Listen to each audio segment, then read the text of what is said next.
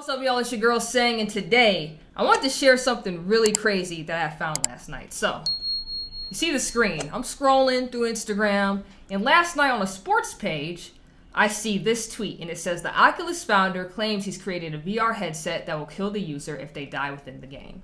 Now, it's on a sports page, and the tweet's from something called Culture Crave. I thought it was a joke. I didn't think it was actually real. Showed it to my boyfriend. He was like, oh yeah, that can't be real. That's a joke. And then curiosity hit me, and I was like, I wonder if it is true. And I Googled it, and it turns out that it's very much true. It's the weirdest thing ever. So, we're going to read an article. It's from the Daily Wire, right? And as you can see, it says, Oculus founder, defense contractor. I didn't even know he was also a defense contractor outside of making the headset. Developing VR headset that kills user if avatar dies in game. Ooh, that don't even make sense. That doesn't even make sense.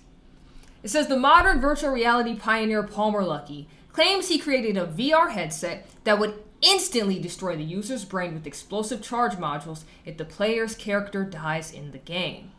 If you die in the game, Luckey wrote on his Monday blog post, you die in real life.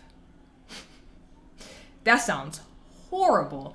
That the first thing I literally thought of was the Black Mirror episode where the guy went to go make some extra money so he can keep backpacking through Europe, and he put it on his head, and he thinks he's in the game or whatever, but in reality, he died immediately. So like, as soon as they put it on him, remember he started twitching that, then he was like, mom, mom, mom, mom, and he was really just like dying. But while he was dying, he had this whole thing play out in his mind. It's the first thing I thought of, right? So, it says, Luckey, the founder of Oculus VR and design of the virtual reality head, mounted display Oculus Rift, said tying the life of a gamer to the virtual avatar has always fascinated him. You instantly raise the stakes to the maximum level and force people to fundamentally rethink how they interact with the virtual world and the players inside it. Yeah, I guess you would if the goal is to die at the end. Like, it's so weird. Pumped up graphics might make a game look more real, but only the threat of serious consequence can make a game feel real to you and every other person in the game. That's sick. That's why. Why would you want to play a game where you actually die if you F up? I mean, honestly, that's life. That's life, ain't it? If we mess up or somebody else messes up while we doing our own thing and it collides with us or something, we did. Why would you want to do it in a game form? Weird. Weird. Futurism reports Luckey's device pays homage to Nerve Gear, a helmet coated in dark blue worn by a fictional killer in the VR-themed manga series Sword Art Online. Dope series, by the way. Check it out if you haven't. A new technology that allows players to be inside the game where thousands of people get trapped by mad scientists and work to escape. Sick. Sick. There's also a Netflix series that I saw. It was based on some people in Japan. It was also based on a manga. And it was like, it was called... No, there's no way it was called Alice in Wonderland. Give me a second. Okay, it's called Alice in Borderland. So there's no VR set, and it never really explains how these people jump to this weird virtual world from the real world. It's like it's just random how each person got there. But the games you play in order to get these cards, which determine how many more days you can live, if you die in that game, you're dead in the real world too, which, once again, I don't know how they crossed over to that point. But there's another series similar to this. Why would you want to live that? Why? Can you imagine? I remember going to like E3 one year when it was like, this was when it was media only, and you're testing out all the games. You have people that are really good, you have others that are just crap. Can you imagine something like this at an E3, and a journalist has to give like their view and perspective on it? They go in the back room to try it on, and while trying it out, they got this headset to them, and they're just like, oh no, I'm falling. Nah, I can't imagine that. That's wild. That is wild. The popularity of Sword Art Online led to massive otaku enthusiasm for Oculus, especially in Japan, which quickly became our second largest market, he wrote. In turn, the existence of the Rift made Sword Art Online itself seem far more plausible and grounded. A story that had been written in a world where VR was a dead technology was now straight out of the gamer hype headlines.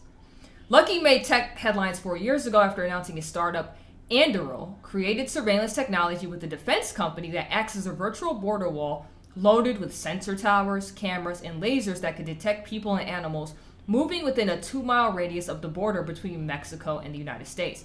See, I didn't know nothing about this. This is completely new information to me. The U.S. Customs and Border Protection signed a 5-year contract deal with Anduril, the virtual border wall startup launched by Lucky in 2020. But while Lucky and the federal government try to solve President Joe Biden's southern border crisis and develop loitering munitions, anti-drone tech and underwater drones, the American entrepreneur, often referred to as the father of modern virtual reality, said more trials are necessary before perfecting the new VR headset. Why?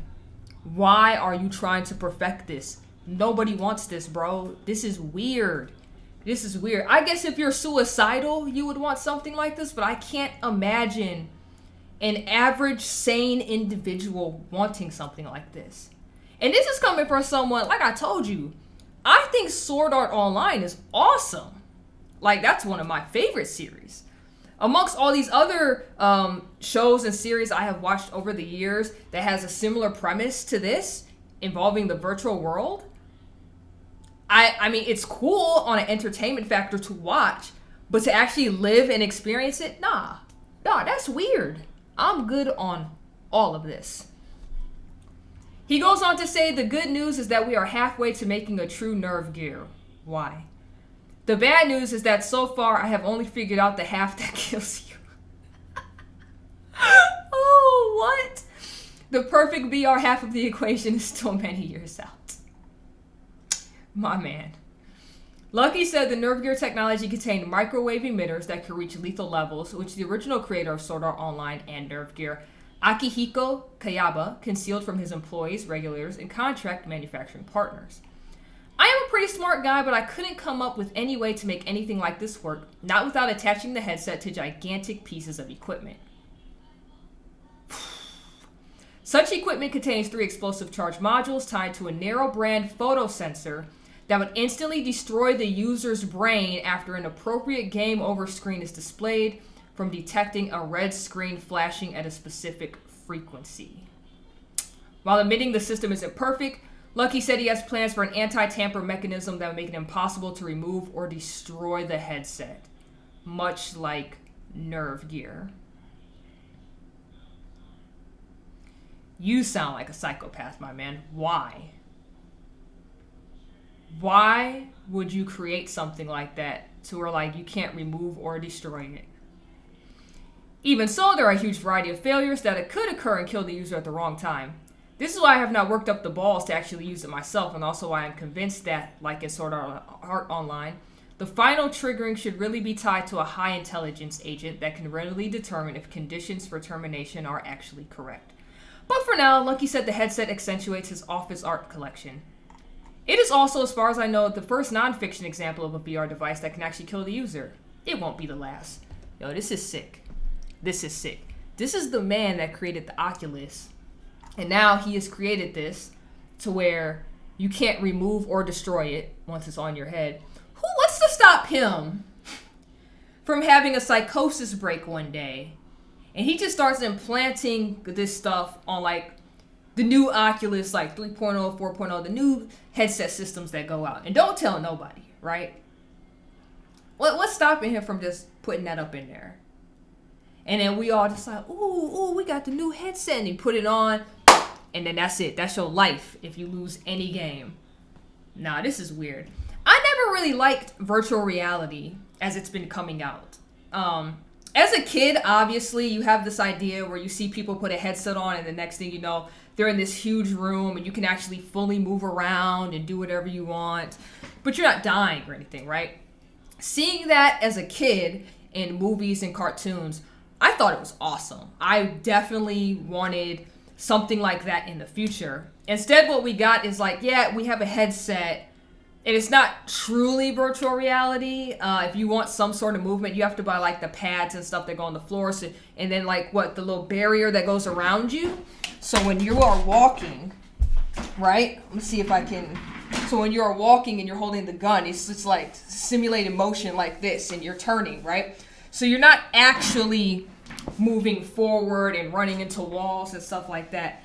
We've gotten to that point, but no actual, oh, I'm gonna, you know, actually feel like I'm zapped into a world like Ready Player One, to that level. But yeah, we've gotten that far. We've never gotten to the level that I would like to see us actually get at. This right here, the whole, a headset that actually kills you and stuff, this is sick. I don't know why you would actually want to make this a thing. And now that he put this out there, yeah, this may be the first, but it won't be the last. Yeah, because you've now opened the minds of other people who thought about it, and now that you've actually created one, others will be tampering with this. Maybe others have already tampered with this, and you just the first to publicly announce you have it. And like, obviously it's not for sale. We're never going to get it, but it sounds like his goal is to figure out how to perfect it as we see in these movies and TV shows, and then put it out there, which is weird. It's completely weird. I don't know why you would make this. I don't know who wants this.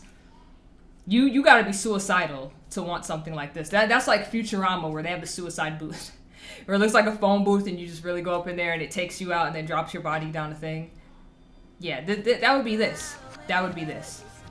But if you guys want to see me announce to more articles and news just like this, let me know in the comment section down below. Make sure you like, comment, subscribe, hit that notification bell so you never miss when I drop a video. And if I have to miss a day or a time slot, I will be updating you through the community tabs right here on my channel. So until next time, you already know who it is. It's Sang.